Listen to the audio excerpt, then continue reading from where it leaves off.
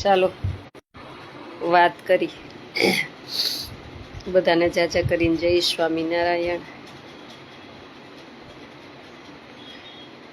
ખાસ હું એટલા માટે જ લાઈવ થઈ છું કે ઘણી બધી આશ્રમે નવી દીકરીઓ આવી છે, ઘણી બધી જૂની છે, જે વ્યવસ્થિત રહેતા હતા એને રાખ્યા છે, જે બધા ખોટા નાટક ને જાગલા વેળા હતા એ બધાને રજા આપી દીધી છે। એટલે હજી હું કહું છું કે આશ્રમે જે મારા આશ્રમે દીકરીઓ ભણતી હોય એના વાલી ખાસ સાંભળજો, એના માટે જ ખાસ લાવ્યું છું, ખાસ તમે સાંભળજો। પછી તમે ત્યાં સેવાવાળાને પ્રશ્ન કરશો ને તો કાંઈ મેળ નહીં પડે, એટલા માટે તમે ખાસ આ મારું લાઈવ સાંભળજો અને પછી મને જ કહેજો। આશ્રમે દીકરીઓ ભણે છે એમને હવે ગામમાં સ્કૂલ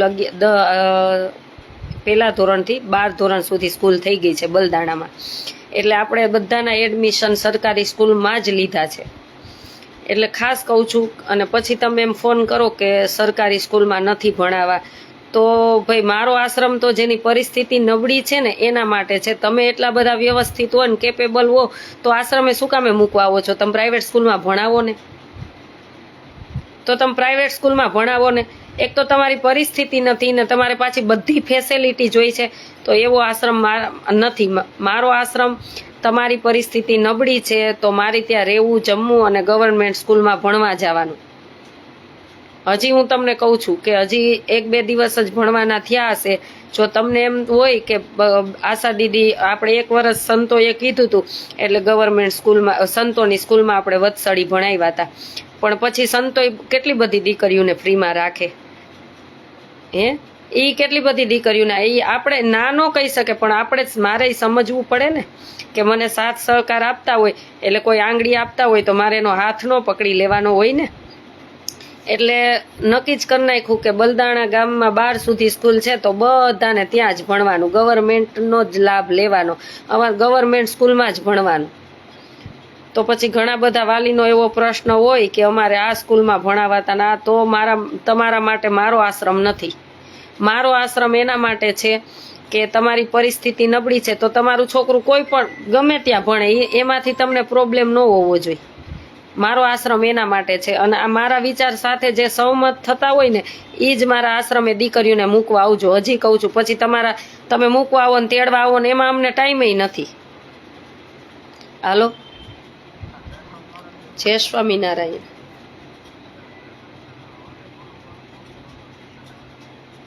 ના ભાઈ મેં નથી કરેલો। હા, એ તો તમે જે બાકી હશે ત્યાં આશ્રમેથી તમને ફોન આવ્યો હશે। ના, તો તમે જે ડોક્યુમેન્ટ બાકી હોય ને પહોંચાડી દેજો, નહીતર પછી સ્કૂલે મોડું થાય ને।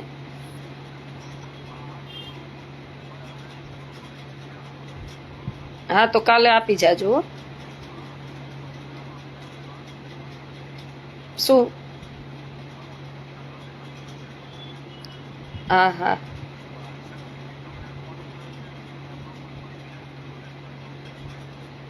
હા, એટલે ત્યાંથી ફોન કર્યો તો હું જાણી લઉં છું। હાલો ને આજે જાણીને હમણાં તમને ફોન કરું ભાઈ હો। હા,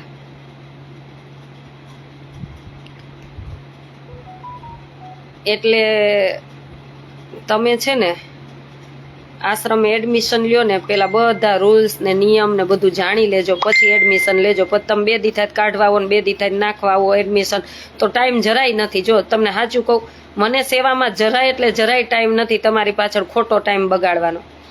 એટલા માટે જ તમે છે ને બધા નિયમ રૂલ્સ જાણી અને પછી જ આશ્રમે આવજો, કેમ કે 1 વર્ષ નવો હતો ને તો બધું લોલમ લોલ હલાવ્યું। આ વર્ષથી બધા નિયમ એને ફોલો કરવાના છે અને નિયમ બહુ ટાઈટ થઈ ગયા છે। હું એમાં જરાય બાંધછોડ કરવા માંગતી નથી, કેમ કે બહુ બધું જાણી લીધું। આંગળી દઈ છે ને તો પોચો આખો પકડી લે છે। એટલે કાંઈક તમારી છોકરીને અહીં સંઘર્ષ કરીને બનાવી હોય ને તો જ અમારા આશ્રમે મૂકજો, નહીતર મારા આશ્રમે ન મૂકતા। 2 હાથ જોડું, ભલે મારા આશ્રમ એમને પડ્યો રહે, ત્યાં અન્નક્ષેત્ર ચાલુ જ છે, હું અન્નક્ષેત્ર ખવડાવીશ બધાને। એટલે ભણવાનું તો ગવર્મેન્ટ સ્કૂલમાં જ છે, જો તમને પોસાય તો રાખજો, નહીં તો તમારે દીકરીઓને લઈ જાજો। હજી કહું છું તમને, પછી તમને એક એકને ફોન કરવા હું ફ્રી નથી થતી।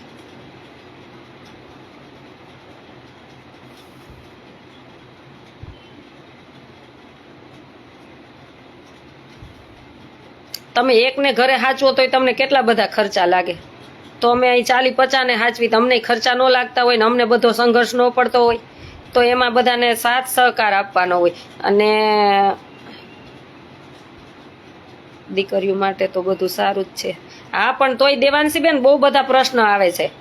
આમ સાહેબી પૂરેપૂરી જોઈએ. આપણને એમ થાય કે વાહ વાહ, આમ તો જો ફ્રીમાં આપી છે, પણ આ લોકોને પાછી ફ્રીમાં આપી છે એટલે આપણો આંગળી પકડવાને બદલે હાથ પકડી લે છે. ઘણાના એવા વાલીનો અમને અનુભવ થયો છે.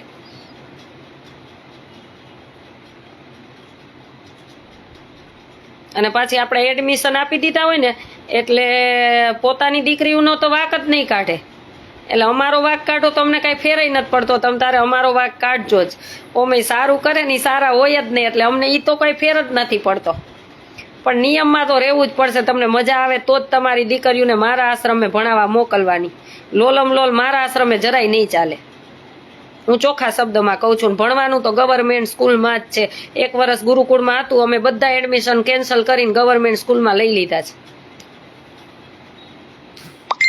અમે ગવર્મેન્ટ સ્કૂલમાં જ ભણ્યા છીએ. સ્કૂલને સુવિધાથી કોઈ મતલબ જ નથી. તમારું બાળક કેટલું કેચઅપ કરી શકે છે ને એનાથી મતલબ છે.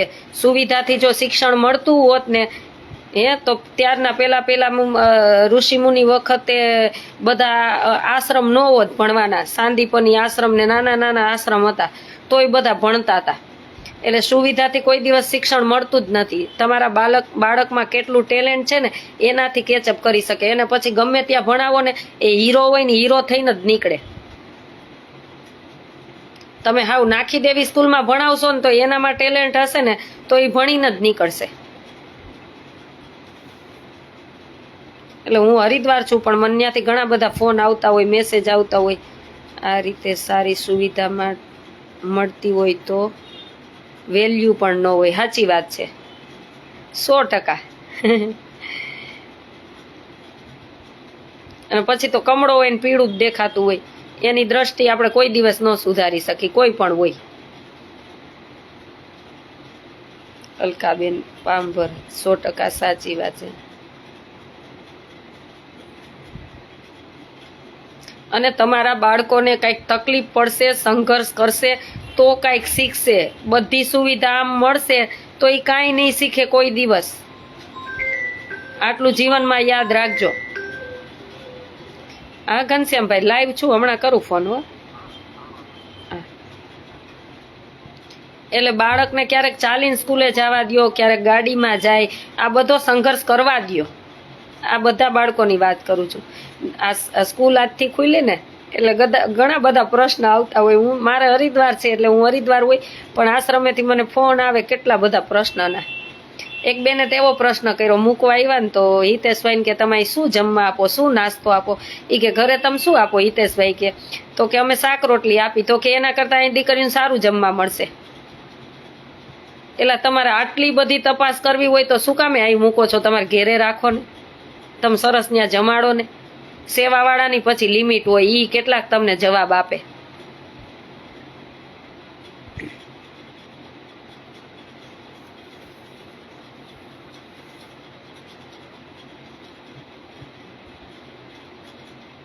આપણે ગુજરાતમાં મોટામાં મોટો બિઝનેસ છે, પણ સરકારી સ્કૂલમાં કોઈને ભણવું નથી. સાચી વાત છે. પ્રાઇવેટ સ્કૂલમાં આપવા જવા. પ્રાઇવેટ સ્કૂલમાં જોજો તમે, ઘણી બધી સ્કૂલોમાં જોજો કે જે સરકારી સ્કૂલમાં છે ને બધા PhD કરેલા ટીચર હશે, ઓમાં એટલા બધા નહીં હોય. પણ આપણી એક મેન્ટાલિટી કોણ જાણે કેવી થઈ ગઈ ને એ જ સમજાતું નથી. દેખા દેખી પછી હોય એ બધું ભલે ને વેચાઈ જતું, પણ દેખા કરો. આપણે પલડું નીચું ન પડવું જોઈએ. અરે બાપા, તમે નીચા પડો ને તમારા છોકરા ગવર્મેન્ટ સ્કૂલમાં ભણે, કાલ સવારે આપણો બિઝનેસ નો ચાલ્યો ને ગામડે જવું પડે તો એમાં કાંઈ નાના ન કહેવાય. ક્યારેક વિચાર સુધી રાખો. વિચારને થોડોક વિચાર આમ ચોખ્ખા રાખો. ગાડરિયા પ્રવાહની જેમ આપણે વિચાર ન રાખો કે પેલાનું બાળક ઓલી સ્કૂલમાં ભણે તો મારે એ સ્કૂલમાં ભણવું જોઈએ. આ વિચારથી તમે બધા પર થાવ. જેવી પરિસ્થિતિ છે ને એવી પરિસ્થિતિને અનુકૂળ રહ્યો. આપણી પાસે 100 રૂપિયા છે ને 100 રૂપિયામાં જેટલું ચાલે ને એટલા જ આપણે વ્યવસ્થિત રહેવાય. એમાં દેખાડો કરવા ન જવાય. પછી એને બીજા કંઈક 500ની કુર્તી લઈ આવ્યા હોય કે બીજા કંઈક 500ની સાડી લઈ આવ્યા હોય, કોઈ 500ના શૂઝ લઈ આવ્યા હોય તો આપણે 100 રૂપિયાવાળા ન પહેરાય એનો મતલબ એવો ન હોય. આપણે ત્યારે 50 વાળાય પહેરાય.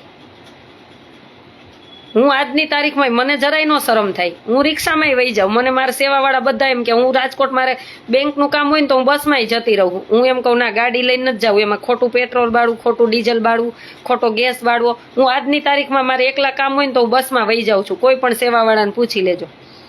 મારા સેવાવાળા એમ કે બેન એમ થોડું જવાય. શું કામ ન જવાય? તમને કઈ કારા કામ કરવા જાઓ છો તે ન જવાય? ક્યારેક વિચાર સુધારજો, વિચાર શુદ્ધ રાખવાની જરૂર છે અને દેખાડામાંથી બહાર આવવાની જરૂર છે.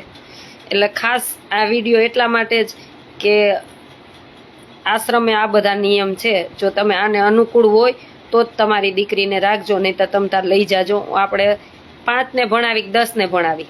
અને બહુ નાટક ચેટક જેને છોકરીઓ કરતી હતી ને એના મા બાપ કરતા હતા ને કે સરકારી સ્કૂલમાં નહીં ભણે ને વા નહીં ભણે ને એને રજા જ દઈ દીધી છે. એને રજા જ મેં દઈ દીધી, ભણાવો તમ તાર પ્રાઇવેટમાં જાઓ તમે.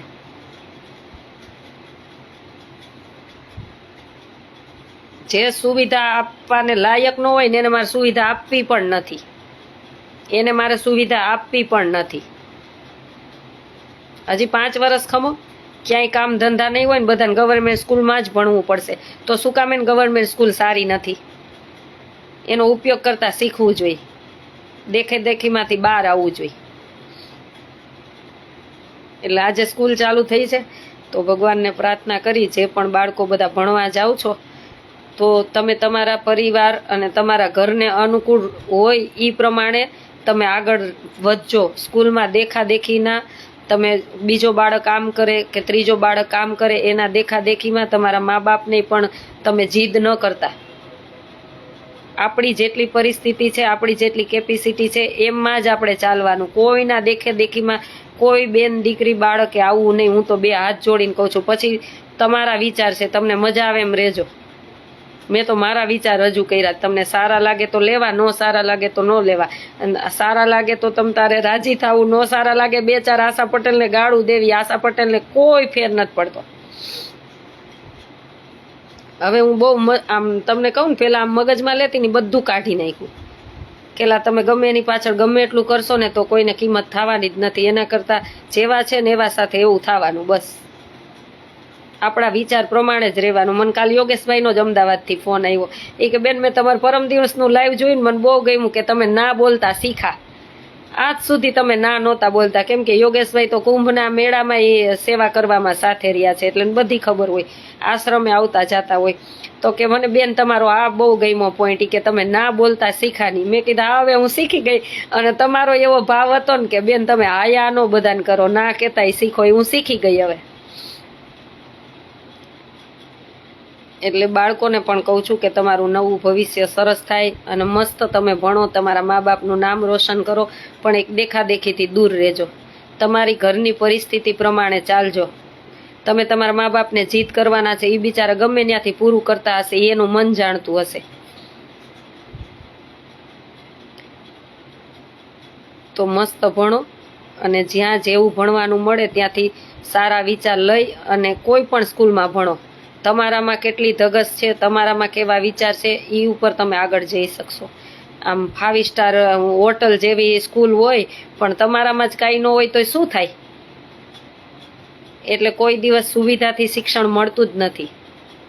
તમારા વિચારથી ને તમારામાં કેટલી ધગસ છે ને એના ઉપરથી તમે ભલે સરકારી કોઈ પણ સ્કૂલમાં ભણ્યા હોય પણ તમારામાં કેટલી કેપેસિટી છે, તમે કેટલું કેચઅપ કરી શકો છો, એના ઉપર તમે આગળ જઈ શકો છો.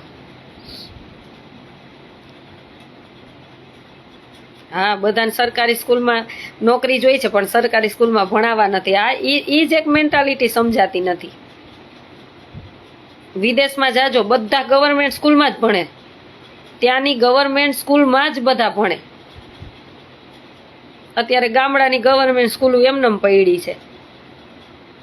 પછી આપણે એમ કઈ બંધ થઈ જાય, પણ ત્યાં વિદ્યાર્થી ન થાય તો બંધ જ થઈ જાય ને. શું શિક્ષણને બધા શિક્ષકોને એમનેમ ગવર્મેન્ટ પગાર આપે? પેલા ત્યાંય સંખ્યા થવી જોઈએ ને. એટલે પેલી આપણી ફરજ છે કે આપણી ગામની ગવર્મેન્ટ સ્કૂલ હોય ને એમાં આપણા બાળકોને ભરતી કરી, જેથી કરીને બંધ ન થાય. નહીંતર બંધ થઈ જ જાય, એમાં ગવર્મેન્ટનો વાંક નથી. સંખ્યા ન થાય શું થાય? બંધ જ થઈ જાય ને. એટલે બધાએ વિચારને છે ને આ દેખાદેખીના યુગમાંથી બહાર આવી અને આપણે આપણા બાળકને સમજાવી અને જ્યાં સારું શિક્ષણ હોય, ગવર્મેન્ટ સ્કૂલ હોય, કોઈ પણ સ્કૂલ હોય, ત્યાં બેસાડી અને એને નોલેજ આપવાની જરૂર છે. ચાલો બધાને જાજા કરીને જય સ્વામિનારાયણ. અને તમને એમ થાય કે અમારી દીકરીઓને જમાડવું છે તો મારો કોન્ટેક નંબર છે 981719 919 93. સુભાષભાઈ બહુ સરસ વાત કરી, તદ્દન સત્ય વાત કરી. આ પણ તમારા વિદેશમાં ગવર્મેન્ટ સ્કૂલનો જ લાભ લે છે ને વધારે બધા? સાચું કહેજો. હોસ્પિટલમાં તો બધા ત્યાં જ જાય છે ને.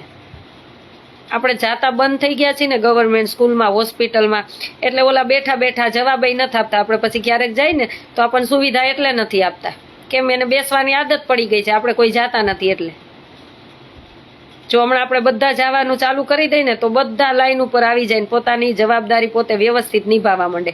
ગવર્મેન્ટ સ્કૂલ હોય કે ગવર્મેન્ટ હોસ્પિટલ હોય, આ તો આપણે જાતા નથી ને એટલે એને બેસવાની આદત પડી ગઈ છે. એને બદલવાની આપણે એક નાગરિકની ફરજ છે, ખાલી ગવર્મેન્ટ સરકારની નથી, આપણી પણ ફરજ છે. બધું સરકાર ઉપર ન છોડી બેસવાનું હોય. આશ્રમનું કામ ને અહીંયા હરિદ્વારમાં ને ચાલે છે, હવે થોડા દિવસ ચાલશે. હા, પૂર્વીબેનનો આજે જન્મ દિવસ છે. ભગવાન એમને 100 વર્ષના કરે એવી ભગવાન સ્વામિનારાયણના ચરણોમાં પ્રાર્થના.